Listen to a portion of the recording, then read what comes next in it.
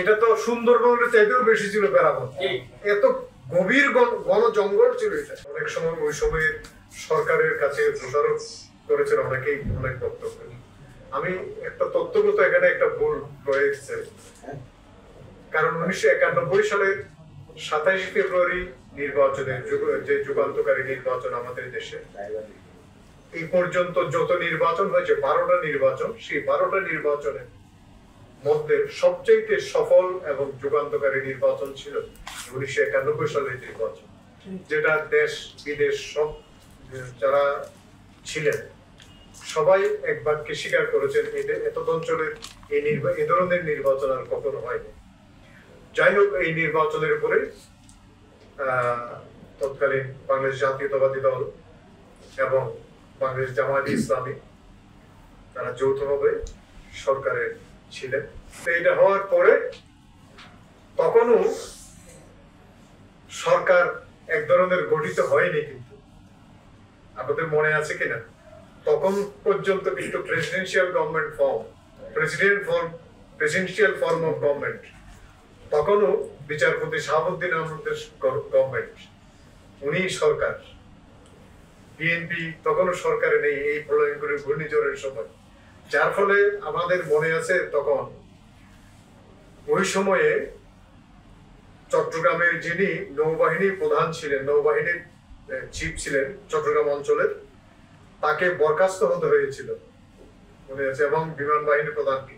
উনি এত কড়া মেজাজে নিয়েছিলেন, রাষ্ট্রপতি ছিলেন, এবং কেন তৎকালীন সময়ে উনি এই প্রিকুয়েশন নেয় নাই, এই কারণে উনি কাউকে ছাড় দেননি, সাথে সাথে বরখাস্ত করেছিলেন। মনে আছে কিনা আপনাদের? এখন কর্নেল সাহেব আছেন এখানে। তার মানে উনি তখনও ওনার সরকার কার্যকর ছিল।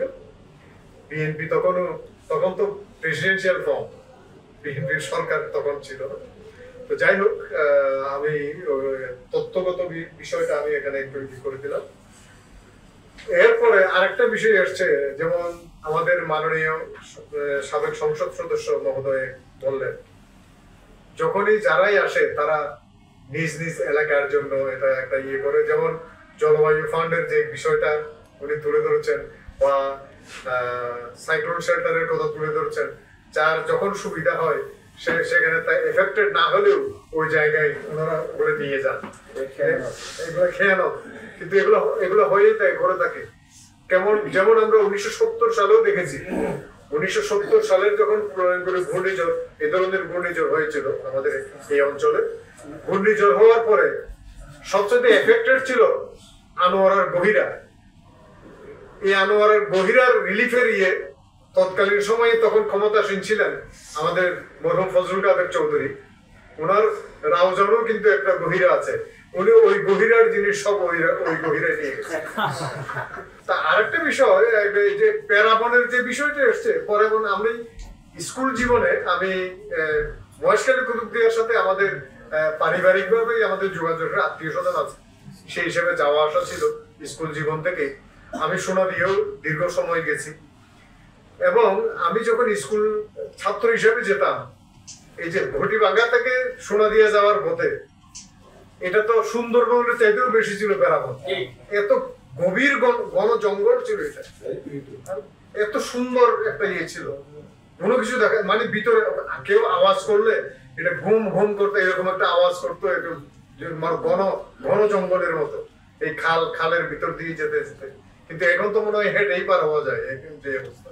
আমার একটা প্রস্তাব হলো, এই যে মিরেশ্বরাই থেকে আমাদের টেকনাফ পর্যন্ত পুরাই উপকূল, এই পুরো উপকূল, আমার প্রস্তাব হলো মিরেশ্বরাই থেকে আমরা এই যে টেকনাফ পর্যন্ত একদম বেড়িবাঁধ দিয়ে হাইওয়ে করে আমরা হাইওয়ের একটা প্রস্তাব রাখতে চাই। এই হাইওয়ে হলে আমাদের সমস্ত উপকূলীয় অঞ্চল বেড়িবাঁধা হলো, হাইওয়ে হলো, এবং সেটা সুন্দরভাবে যদি আমরা করতে পারি, 4 লেন করে একেবারে টেকনাফ পর্যন্ত, এটা একদম পর্যটন সহ সবকিছু একদম এভাবে আমরা করতে পারবো।